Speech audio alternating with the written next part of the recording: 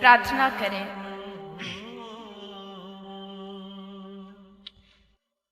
कि हे प्रभु, निष्काम भक्ति की प्राप्ति हमें हो।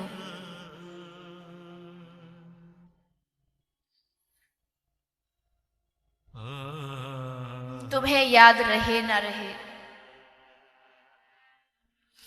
मैं तुम्हें याद करता रहूं, रिझाता रहूं। कभी याद मन से छूटे ना,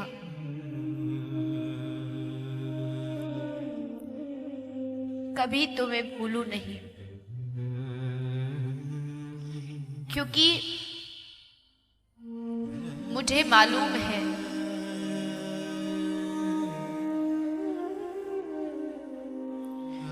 मैंने बहुत अपराध किए, लेकिन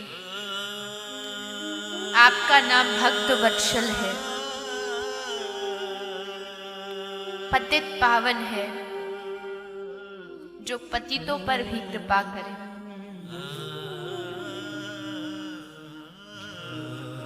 भगवान को कोई धन नहीं चाहिए, कोई ऐश्वर्य नहीं चाहिए, सिर्फ भाव मांगते हैं कि भाव लेके तू आ जा। उड़ीसा प्रांत की कथा है। श्री जगन्नाथ मंदिर में एक ठाकुर जी का भक्त रहता है, नाम है दासिया बावली। दासिया बावली छोटा सा भक्त है, छोटा सा बालक है, नीची जाति का है। मंदिर में उसका प्रवेश वर्जित है। नीची जाति का कोई व्यक्ति जगन्नाथ मंदिर में कैसे प्रवेश करे? बेचारा दासिया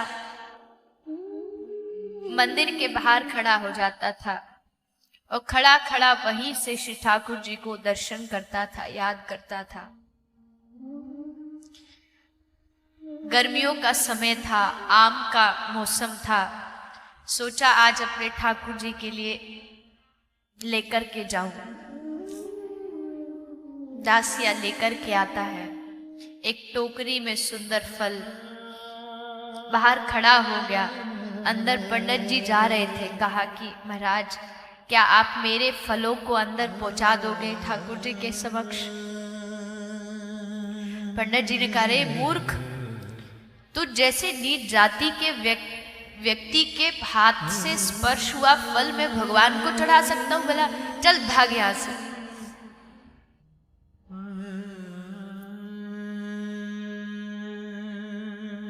क्या कर सकता है, बाहर खड़ा रहा। कोई बात नहीं, मैं अंदर नहीं जा सकता, अपने ठाकुर को यहीं से खिलाऊंगा। और टोकरी से एक फल लिया, आंख बंद की और उसको भगवान के मंदिर की तरफ करके उसने छोड़ा।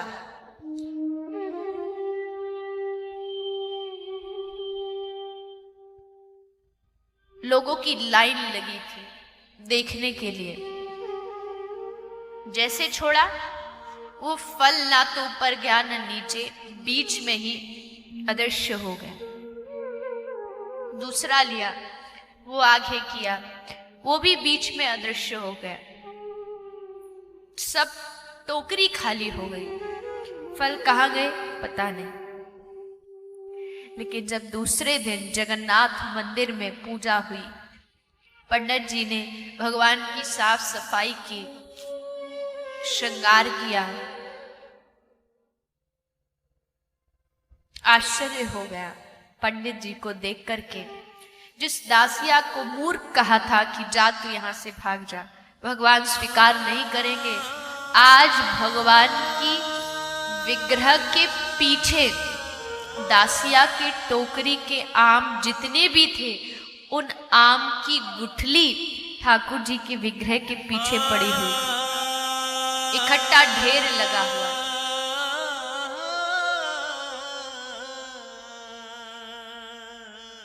कौन वर्णन कर सकता है उनकी भक्त वत्सलता का? कभी भक्तों के लिए अपना नाम चोर रखा लिया, कभी भक्तों के लिए कुछ भी कर सकते। भक्त की इच्छा पूरी करने के लिए कुछ भी कर सकते। श्री माधवेंद्रपुरी श्री चैतन्य महाप्रभु के गुरु, ईश्वरपुरी के गुरु माधवेंद्रपुरी रेमुना में गए थे। रेमुना में गोपीनाथ जी का मंदिर है। सुना था कि गोपीनाथ जी की खीर बहुत प्रसिद्ध है। खीर का भोग आज भी लगाया जाता है, बहुत प्रसिद्ध है। मन में विचार आया कि काश मुझे भी थोड़ी खीर मिल जाए तो आनंद आ जाए। लेकिन फिर अगले क्षण सोचा, अरे तू कैसा वैरागी है, तेरे मन में खीर की इच्छा आ गई। वैरागियों को भला कभी इच्छा होती है क्या? खीर की इच्छा आ गई, बस इतनी छोटी सी इच्छा के लिए अपने आप को पश्चाताप में जलाने लगे। अन्न जल सब छोड़ दिया। मंदिर के बाहर मजीरा लेके पूरी रात हरि नाम संकीर्तन किया। हरे कृष्ण गाते गाते रोते रहे, प्रभु से क्षमा मांगते रहे, प्रभु गलती हो गई। तभी आधी रात को गोपीनाथ जी ने पुजारी को स्वप्न दिया और कहा, बेटा मेरा एक भक्त गली में बैठा बैठा कीर्तन कर रहा है, जा आज जो तूने खीर का मुझे भोग लगाया था ना, मैंने उस भोग को चुपचाप अपने पीछे छुपा लिया था। वो खीर अभी भी पीछे रखी है, मेरी मूर्ति के पीछे, जा लेके जा और उसको माधवेंद्रपुरी को खिला दे।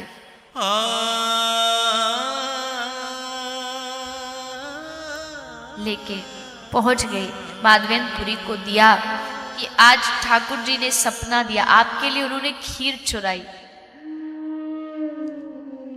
खूब धिक्कारा अपने आप कि मैं कितना मूर्ख हूं, भगवान को मेरे लिए चोरी करनी पड़ी। बहुत पश्चाताप किया। नाम पड़ गया। आज तक नाम गोपीनाथ था, लेकिन जब से खीर चुराई नाम पड़ गया खीर चोरा गोपीनाथ।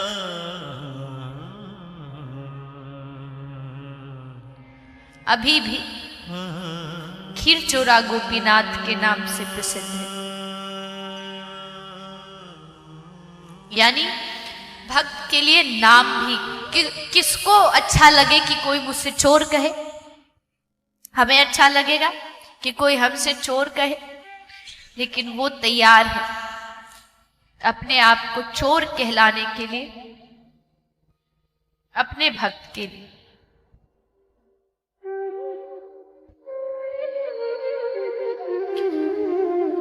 तो भाव की प्रधानता है। जैसे भी हो, भगवान को भाव से मनाया जा सकता है। एक नियम अलग बात है।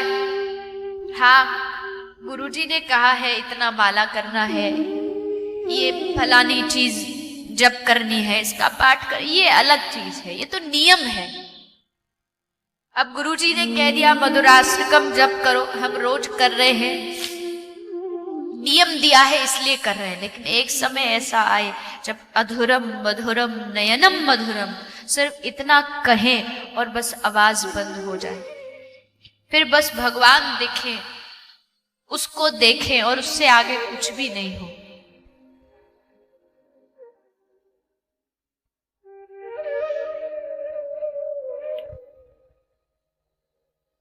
तो इसलिए भाव की प्रधानता है। जहां भाव होगा वहां भगवान होंगे। भाव से प्रभु के मंदिर में जाके उनको निहारो, बातें करो। आप सबके घर में कहीं ना किसी के घर में छोटे छोटे गोपाल जी होंगे। आपने सुना होगा कि गोपाल जी अपने भक्तों से बातें करते हैं। आपको नहीं लगता आपके गोपाल जी ने आज तक हमसे, हमारे गोपाल जी ने हमसे आज तक बातें क्यों नहीं की? इसलिए नहीं की क्योंकि अगर गोपाल जी है तो ये भाव रखना पड़ेगा कि ये छोटा सा बालक है, अभी इसको बोलना नहीं आता, चलना नहीं आता, जब बालक को बोलना नहीं आता तो माँ बाप उसको बोलना सिखाते हैं। हमने आज तक अपने गोपाल जी को बोलना सिखाया? नहीं सिखाया तो बोलेंगे कहां से? पहले सिखाना पड़ेगा। अगर उनको बाल गोपाल मानते हैं तो पहले उनको बोलना सिखाना पड़ेगा, तब वो बोलेंगे। ये भाव है बोलना। हम तो खैर क्या ठाकुर जी को सिखाएंगे, पर ये भाव की प्रधानता। चलना सिखाएंगे तो ठाकुर जी चलेंगे।